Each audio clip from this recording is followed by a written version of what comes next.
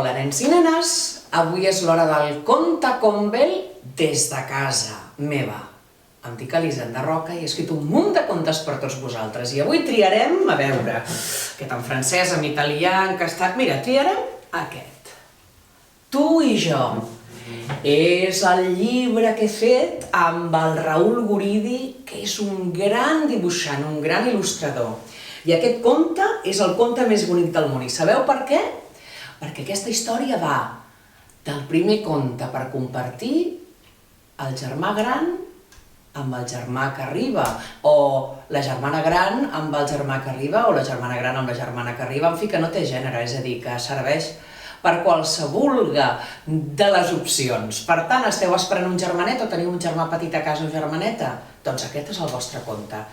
I aquí podeu, a les guardes, podeu enganxar les fotos de tota la família. Ho veieu?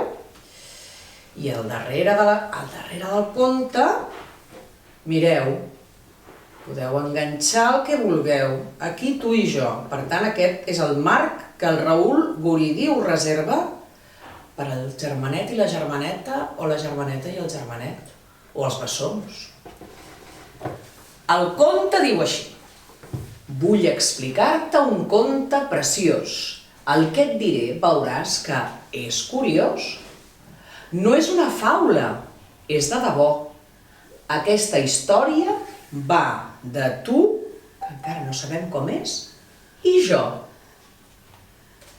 El conte comença el dia que em van donar una alegria. Veia que la mare somreia i que el pare també ho feia. El que em volien explicar no m'ho podia imaginar. I és que els pares, que m'estimen molt, duien el millor regal del món. La mare va dir que aviat arribaria un bebè. De primer vaig pensar, és que l'han encarregat o l'han comprat al mercat? Ens el duria el carter o una cigonya, potser? Uala! No, tresor, va dir la mare. El bebè el duc a la panxa. Vam riure molt, quina planxa. El pare em va fer jugar a arri, arri, tatanet. Per fi tindria un germanet, o potser una germaneta.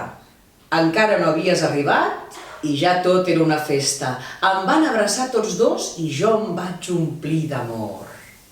Amb la mare ens preguntàvem quina carona tindries i si te m'assemblaries. Molt sovint et dibuixàvem. Series prim o rodanxó, de pell clara o moreneta, llarga com una sageta o menut com un cigró.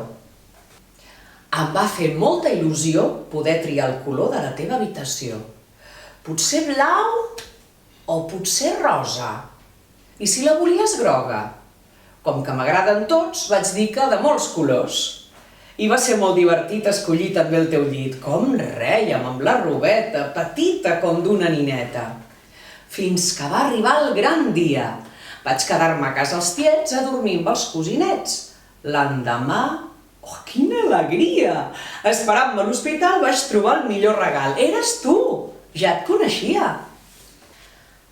Ara dorms dins el bressol. Quan no plores, ets un sol. Què triaràs per dormir? Os, gos, gat, drac o conill? Potser una nina o un patufet? Jo sempre dormo amb aquest.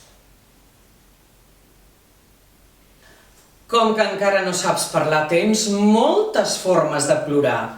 De vegades ho fas ben fluixet, somiques quan tens calor o fred. Si t'agafa una plorera després d'una badallera, ningú no ho dubta un segon. Segur que el que tens és son. Quan plores com un lleó, tan fort que tothom fas por, ens dius que tens molta gana. Sort que ho arregla la mama.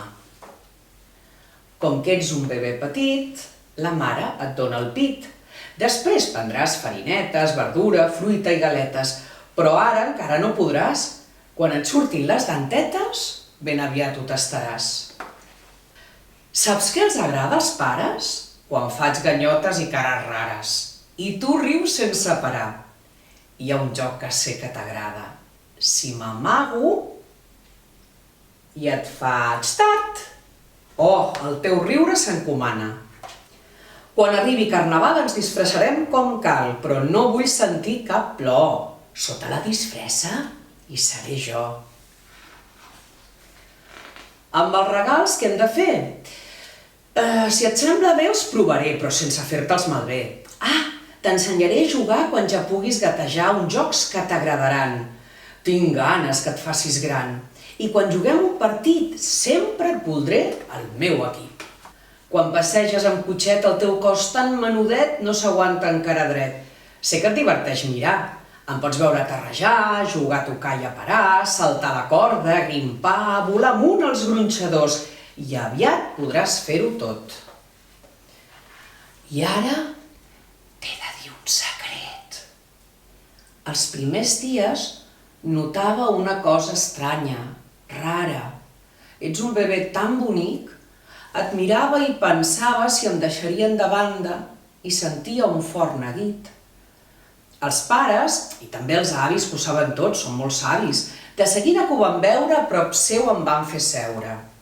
I vaig dir, és que tinc com un forat aquí dins molt amagat, que quan no el sé aturar, m'entren ganes de plorar. I aleshores em van dir el secret més ben guardat. Te l'explico tot seguit.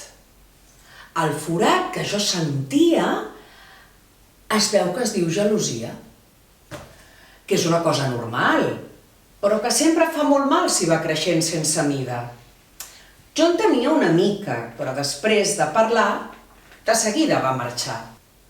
Des que tu has arribat m'estimen encara més. L'amor s'ha multiplicat justament perquè ara hi ets, per això no em canso de dir-ho.